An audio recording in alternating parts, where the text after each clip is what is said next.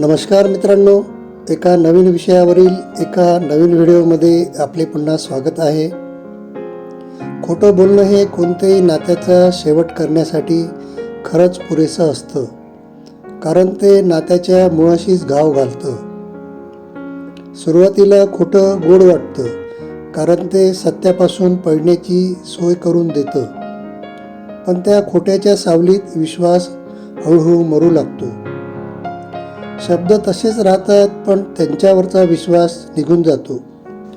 नात्यात हसू असावं, पण ते आतून पोकळ झालेलं असतं.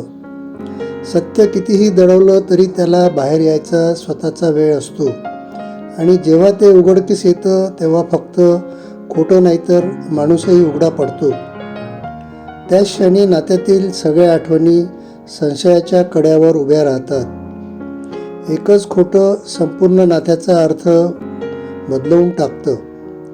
विश्वास तुटल्यावर माफीचे शब्दही अपुरे वाटतात, कारण जखम शब्दांनी नाही तर फसवणुकीने झालेली असते. सत्य उशिरा येतं, पण ते कायमचं राहतं, आणि खोटं क्षणभर टिकतं, पण त्याचा परिणाम आयुष्यभर राहतो. म्हणून नातं वाचवायचं असेल तर गोड खोट्यांपेक्षा कठोर सत्य कधीही चांगलं. कारण सत्य वेदना देतं, पण खोटं संपूर्ण नातंच संपवून टाकतं. मित्रांनो, आपल्याला व्हिडिओ कसा वाटला आपल्या प्रतिक्रिया जरूर द्या. आवडला असेल तर लाईक व शेअर करा. तसेच चॅनलला नवीन असाल तर कृपया सबस्क्राईब करा. धन्यवाद.